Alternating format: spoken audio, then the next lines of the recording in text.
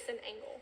A native of Hernando, Mississippi, and a 2010 MSMS graduate, Dr. Engel received his undergraduate degree from Mississippi State University.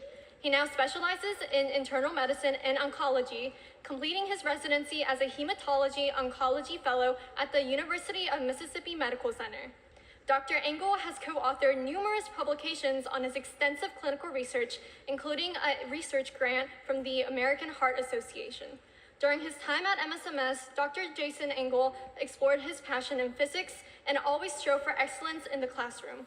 Dr. Engel is a lifelong chess player and also really good at the Rubik's Cube. Please give a warm MSMS welcome to Dr. Jason Engel.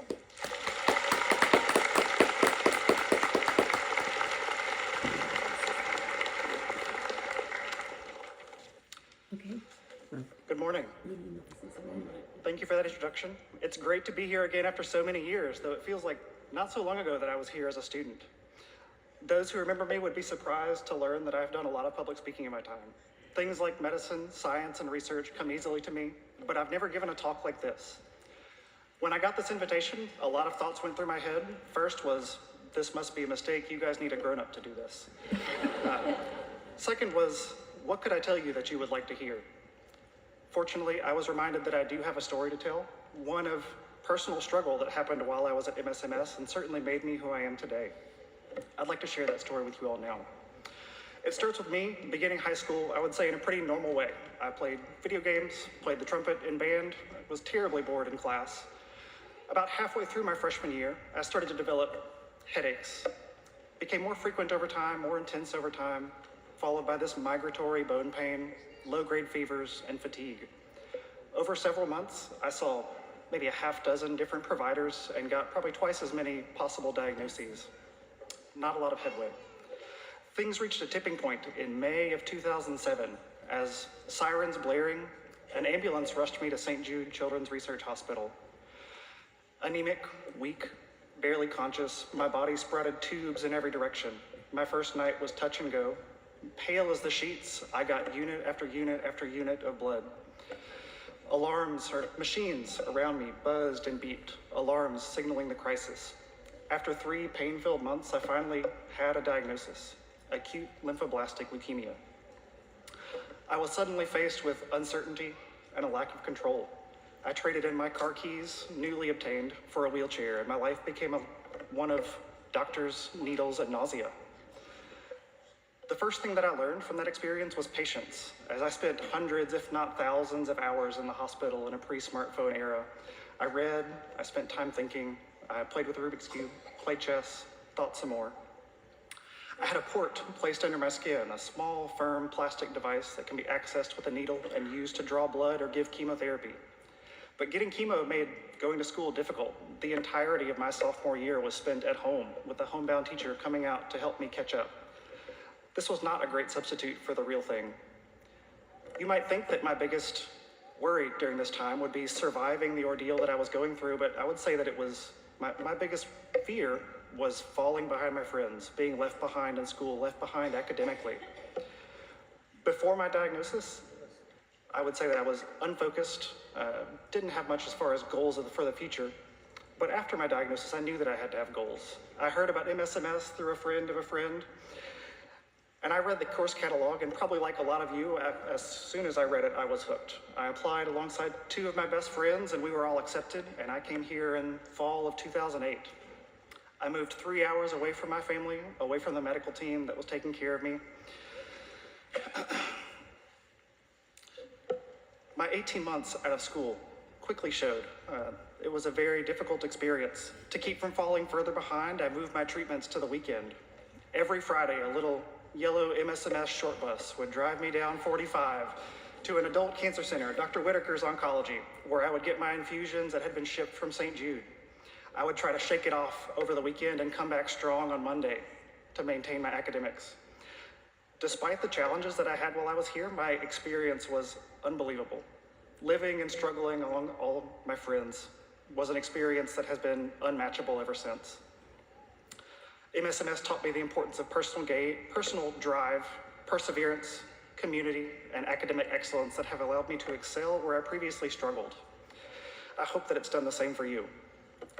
Two things that I think you'll notice going forward from this place. One, the quality of your peer group will change. You'll probably be surrounded by smart or exceptionally smart groups of people the rest of your life, but the one you had here will be different. All of you making the choice to come here, that self-selection process has created an enthusiasm for learning that you may not match the rest of your life. This was an exception. Similarly, the teachers will be different. This place selects for an enthusiasm in its educators and a passion for teaching. A few years ago, I was talking with a fellow medical graduate, also a graduate at MSMS, Jamarius Waller, class of 2011. At that time, I reminisced that after so many years of school, probably 8 out of my 10 favorite teachers were here in these short 2 years. Jamarius did not miss a beat, and he said it would have been 10 of 10 for me. My graduation here was intensely bittersweet as my newfound family scattered across the country. I had college acceptances that I would say familiar names from here to California, but I decided to stay local. I went to Mississippi State, partially at the encouragement of Ms. Z, who had a tremendous impact on my life, more than she could know. She told me that after what I had been through, I needed to focus not entirely on academics, but also on having fun. I went to Mississippi State with a group of friends from MSMS, and I can say that she gave good advice. I did have fun. I studied biomedical engineering, and I got to flex the math and science background.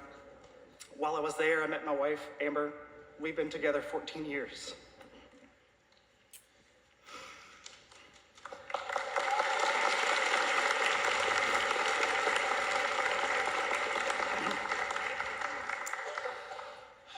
We have 2 beautiful children, Lily and Ivy, ages 5 and 2.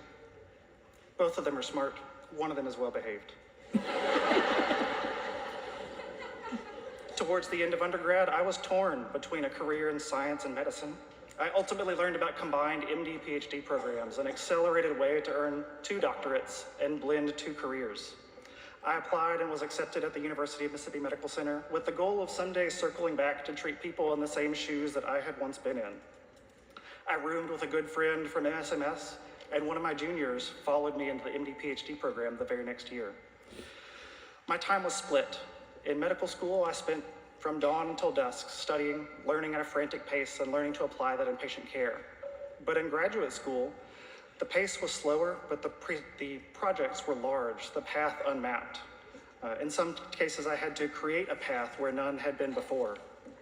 I spent days at the bench doing PCR, working under the microscope, analyzing data, and writing manuscripts, but I didn't do it alone. With little steps, I accomplished things that I thought that I never could have. When I was here, I remember asking one of the English teachers, Dr. Curtis, how one could possibly write a dissertation. I said, 150 pages of anything is too much. He reassured me, saying, just think of it as 10, 15-page chapters, which was comically not reassuring at the time. But now I see what he means. Small ideas snowballed into projects, which led to more ideas and more projects. And eventually, how could I talk about anything for an hour? Turned into, what do I need to cut to get this down to an hour? It's still a shock to see work that I've done, reviews that I've written, accumulating citations over the years. Now people whose work I once sought for guidance are referencing things that I have done. I stayed at University of Mississippi Medical Center after medical school and into residency, my first foray as a real doctor. That experience is a talk of its own, but there was an MSMS-like connection there between me and my co-residents as we worked long hours and learned quickly. I was an intern in the ICU during the peak of what I would describe as lethal COVID. That was a very difficult time for everyone. I found that I developed a knack for taking care of critically ill patients. I was steering complex physiology and managing difficult but rewarding discussions with family, often navigating the end of life. I found myself staying late a lot by choice. I had a hard time handing over patients in difficult transitions. I had built rapport, I had become invested, and I wanted to be there for those pivotal moments. Almost a year ago today, maybe within this past month, I finished medical residency and moved on to fellowship, another graduation down. I moved into hematology and oncology, coming full circle to treat cancer as I'd always hoped to do. I'm finally a fellow now, but what does it mean to be a fellow? It means that when I was in your shoes at age 18, finishing high school, I thought, I could do 18 more. But at the same time, I'm a teacher. I'm responsible for the work and the education of those around me. My days on the hematology wards are spent with residents, medical students, as we run a team getting new leukemias from all over the state. Just this week, I got one from Dr. Whitaker, the doctor who helped deliver my treatments all those years ago. My team and I help patients navigate weeks in the hospital and invariably the most difficult times of their lives. I extend life, minimize suffering, and bond over shared experiences, like how weird it is to have a port. I space out vital signs in the middle of the night. I cut out extra finger sticks, and I don't draw blood twice when once will do. And that's because I was fortunate to have an education that not a lot of doctors get to have. Not an engineering background, not lab techniques, not statistics or grant writing. No, my most impactful education has been my experience on the other side of the stethoscope, surrounded here by a tight-knit community, a family of friends. I'll start to wrap up with advice in 4 parts. First, know that you'll have an early advantage in college. Enjoy it, but do so carefully. I myself saw classmates go to various schools, do well with little effort, and arguably have a little bit too much fun, then not be able to pull up when that advantage started to wear thin. It seemed to be a uniquely MSMS experience. It's an exciting time, but make good choices.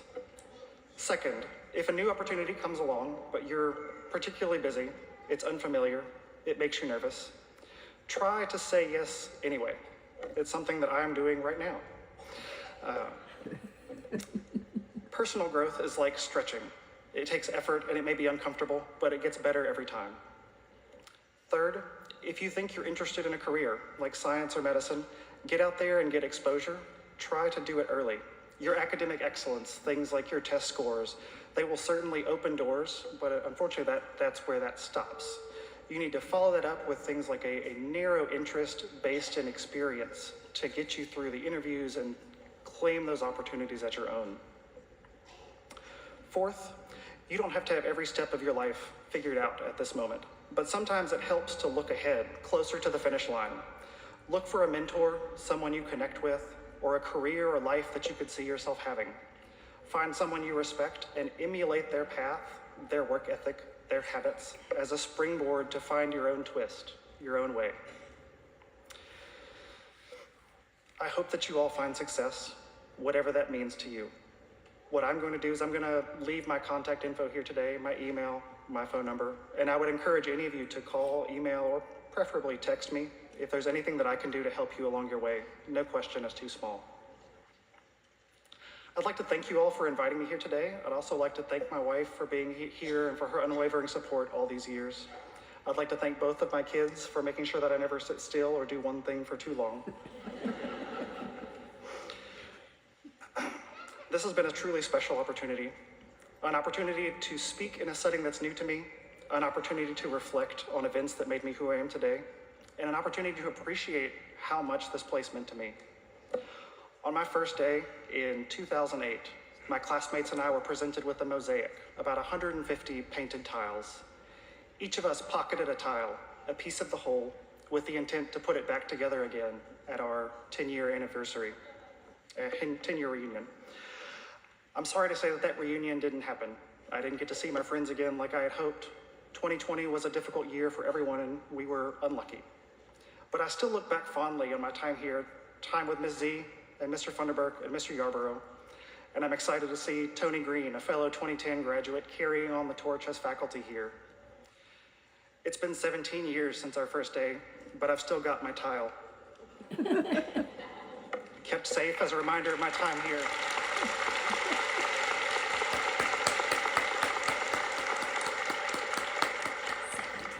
How far I've come and the irreplaceable bonds along the way. I hope your time here was just as meaningful. Thank you.